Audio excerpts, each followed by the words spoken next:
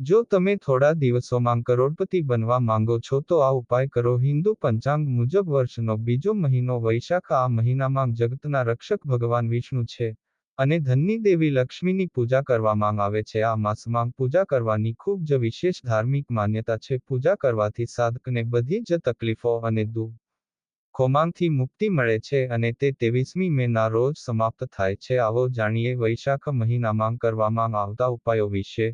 પરંતુ જો તમે પણ ઈચ્છો છો કે ભગવાન વિષ્ણુ અને માતા લક્ષ્મીની કૃપા તમારા પર બની રહે તો આ વિડિયો જરૂર આપો. એક લાઈક કરો અને ચેનલને સબસ્ક્રાઇબ કરો અને કોમેન્ટ બોક્સમાં જય શ્રી હરિ વિષ્ણુ અને માતા લક્ષ્મી લખો. જો કે દાન ગમે ત્યારે કરી શકાય છે, તેનાથી ભગવાનની કૃપાથી શુભ ફળ મળે છે. પરંતુ વૈશાખ મહિનામાં કરવામાં આવતા દાનનું વિશેષ મહત્વ છે. ખાસ કરીને આ મહિનામાં કરવામાં આવેલું જળદાન વિશે એવું માનવામાં આવે છે કે તેનું પુણ્ય વધારે છે. દરેક પ્રકારનું દાન કરવાથી અને અનેક તીર્થસ્થાનોની મુલાકાત લેવાથી જેટલું પુણ્ય મળે છે તેટલું જ વૈશાખ મહિનામાં જળદાન કરવાથી મળે છે. તેથી આ મહિનામાં શિવલિંગ અને તુલસી રાખવામાં આવે છે. નિત્ય જળ ચઢાવવું જોઈએ અને આનાથી શ્રી હરિ ખૂબ જ પ્રસન્ન થાય છે અને વૈશાખ માસમાં આ કાર્ય અવશ્ય કરવું જોઈએ. ભગવાન વિષ્ણુ તેથી આ મહિનામાં તેમની પૂજા અર્ચના કરવાથી વિશેષ ફળ મળે છે. તેમજ આ દિવસોમાં તુલસી માતાની સામે સવારે અને સાંજના સમયે નિયમિત દીવો કરવો જોઈએ. એવું માનવામાં આવે છે કે આવું કરવાથી શ્રી હરિ અને માતા તુલસીની કૃપાથી જીવનના દરેક પ્રકારના દુઃખ અને પરેશાનીઓ દૂર થાય છે. દૂર જાય છે, સાથે સુખ સમૃદ્ધિ પ્રાપ્ત થાય છે. વૈશાખ મહિનામાં પીપળાની પૂજા કરવાથી 3 વિશેષ લાભ થાય છે. તેના માટે સવારે ઉઠીને તાંબાનું વાસણ લો, તે પછી તેમાં ગંગાજળ, કાચું દૂધ, તલ અને રોલી નાખો. આ પીપળાને અર્પિત કરો. આનાથી પીપળાના ઝાડ નીચે સરસવના તેલનો દીવો પ્રગટાવીને એક વખત પરિક્રમા કરવી જોઈએ. એવું માનવામાં આવે છે કે આ મહિના દરમિયાન લોકોની બધી મનોકામનાઓ પૂર્ણ થાય છે. વૈશાખ તુલસીના પાનથી શ્રી વિષ્ણુના માધવ સ્વરૂપની અને ભગવાન વિષ્ણુ અને ગોવિંદના કેશવ સ્વરૂપની પણ પૂજા કરો. નામનું ધ્યાન રાખો કે તમારે ભગવાન વિષ્ણુના માત્ર એક જ નામનું ધ્યાન ક્યારેય ન કરવું જોઈએ. તેથી જ્યારે પણ તમે ભગવાન વિષ્ણુના કોઈ પણ નામનું ધ્યાન કરો તો શ્રી હરિના વધુ 2 નામનું પણ ધ્યાન કરો. ધ્યાન કરો. આ કરવાથી તમારા કરિયરમાં પ્રગતિ થશે. તમારા ઘરની સુખ સમૃદ્ધિ માટે વૈશાખ મહિનામાં તમે ભગવાન વિષ્ણુને તુલસી અર્પણ કરી શકો છો. પત્રની સાથે મધ અર્પણ કરો અને ભગવાન વિષ્ણુના માધવ સ્વરૂપની સાથે ભગવાન વિષ્ણુના અનંત અને અચૂક સ્વરૂપનું પણ ધ્યાન કરો. આમ કરવાથી તમારા ઘરમાં સુખ સમૃદ્ધિ આવશે. છનો વધારો થશે જેથી તમારા જીવનમાં ક્યારેય કોઈ સંકટ ન આવે. વૈશાખ મહિનામાં ભગવાન વિષ્ણુને પંચામૃત ચઢાવો અને આ ઉપરાંત ભગવાન દામોદરને તુલસીના પાન ચઢાવવાનું ભૂલશો નહીં અને શ્રી વિષ્ણુના માધવ સ્વરૂપની સાથે તમારે તમારા જીવનમાં ક્યારેય કોઈ સંકટ નહીં આવે. જેથી માધવ સાથે વૈશાખનો મહિનો હોય શ્રી વિષ્ણુના સ્વરૂપ, તમારે ભગવાનના શ્રીધર અને પદ્મના સ્વરૂપનું પણ ધ્યાન કરવું જોઈએ અને ભગવાનને મીઠાઈઓ અર્પણ કરવી જોઈએ. જો તમે દરરોજ મીઠાઈનો આનંદ લઈ શકતા નથી, તો ભગવાનને ખાંડની સાથે તુલસીના પાન અર્પણ કરો. આ કરવાથી તમારા જીવનસાથી સાથે તમારી સમજણમાં સુધારો થશે. વૈશાખ મહિનામાં તમારે ભગવાન વિષ્ણુના માધવ સ્વરૂપની સાથે ત્રિવિક્રમ અને ઋષિકેશનું પણ ધ્યાન રાખવું જોઈએ અને આનાથી બાળકો સાથેના સંબંધો બહેતર બને છે. વૈશાખ મહિનામાં તમારે શ્રી વિષ્ણુના માધવ સ્વરૂપની સાથે ગોવિંદ અને મધુસૂદનનું ધ્યાન કરવું જોઈએ અને ભગવાન વિષ્ણુને તુલસીના પાન સાથે સૂકા ફળો પણ અર્પણ કરવા જોઈએ. આવું કરવાથી તમારા જીવનમાં શત્રુઓથી છુટકારો મેળવવા અને મિત્રોનો સંગાથ જાળવી રાખવા માટે તમારે વૈશાખ મહિનામાં શ્રી વિષ્ણુના માધવ સ્વરૂપની સાથે તુલસી દળની પૂજા કરવી જોઈએ. આનાથી તમારા જીવનમાં મિત્રોની સંખ્યા વધશે અને તમારી આર્થિક સ્થિતિ સુધારવા માટે દુશ્મનો આપોઆપ ઘટશે.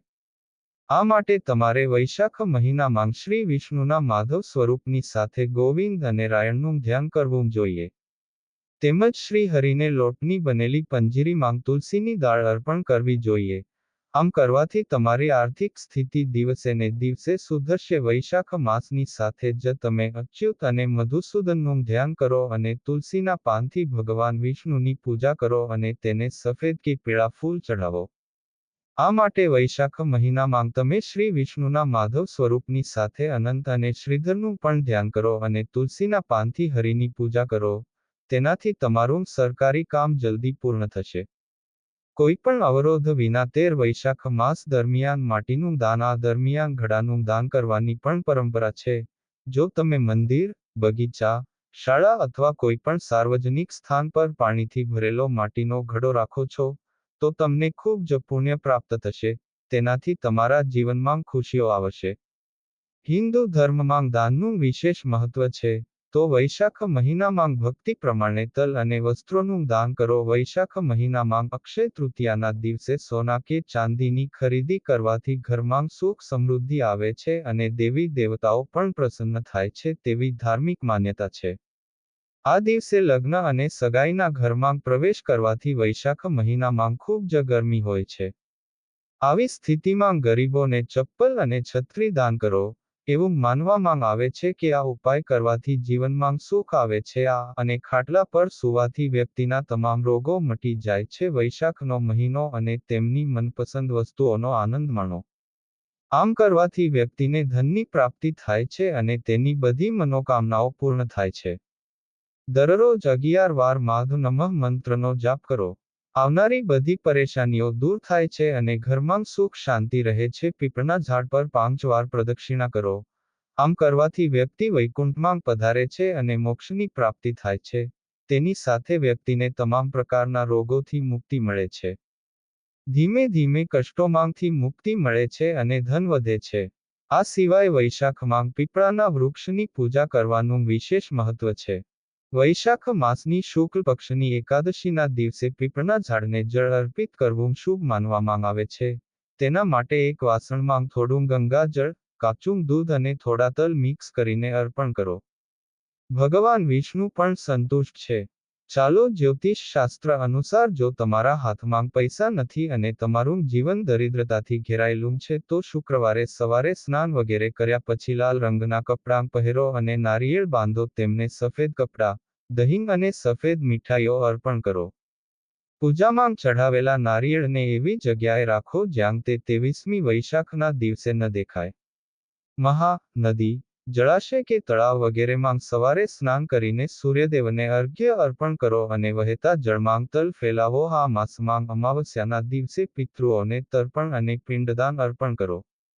પૂર્ણિમા, પીદો અંત અને તેમના પૂર્વજોની આત્માની શાંતિ માટે આશીર્વાદ પ્રાપ્ત થાય છે. તર્પણ કરો અને વ્રત કરો અને કોઈ ગરીબને દક્ષિણા દાન કરો. સવારે અને સાંજે પીપળના ઝાડ પર હોમવું જોઈએ.